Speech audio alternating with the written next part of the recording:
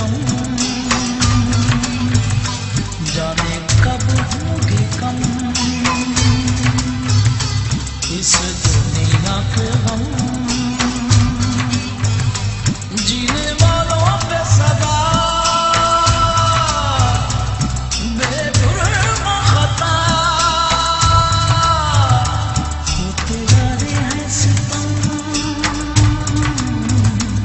जाने कब होंगे कम इस दुनिया के हम। जीने वालों पे सदा बेजुर्म खता होते जा रहे हैं सितम, जाने कब होंगे कम इस दुनिया के हम। जाने कब होंगे कम।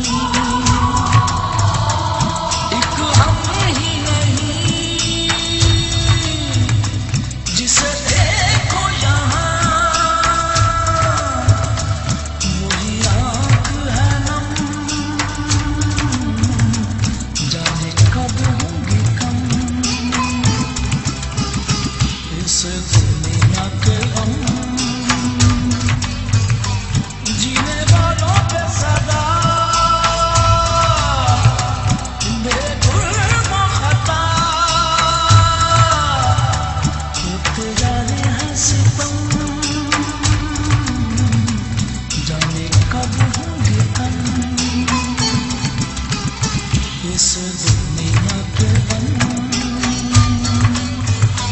जाने कब होंगे कम।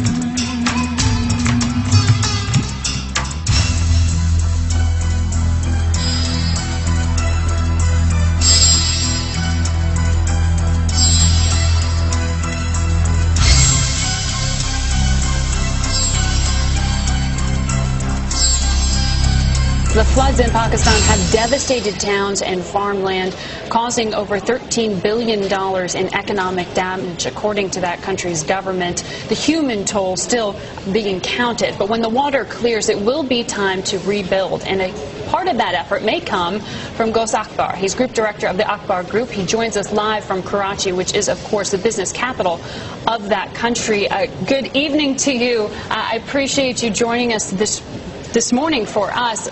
I know, Ghaus, right now you are building a grain terminal in Karachi. We've heard so much about the crop devastation in Pakistan. What are you seeing? Well, good morning, everyone, and good morning, Margaret. Thank you for having me on the show.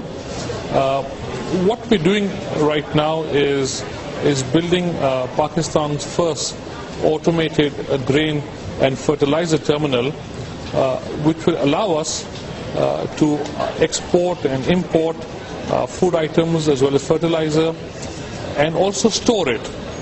As you can imagine, what the floods have exposed is that Pakistan has an immediate need for extensive food storage facilities, both from a food security standpoint and also from a logistics standpoint.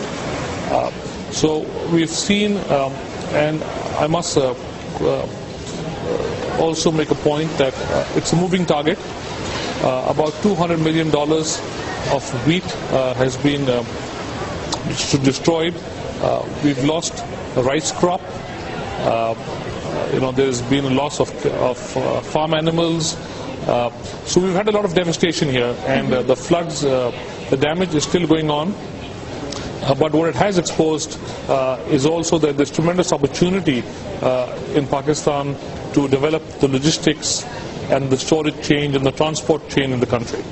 Now, I know, Ghaus, that you, with your umbrella of businesses, you brought McDonald's to Pakistan, you brought Louis Vuitton to Pakistan, you've run a number of businesses and brands there. Your customer tends to be wealthier than average, far wealthier. What has the impact been on the business capital? I know these floods are happening in more of the rural areas.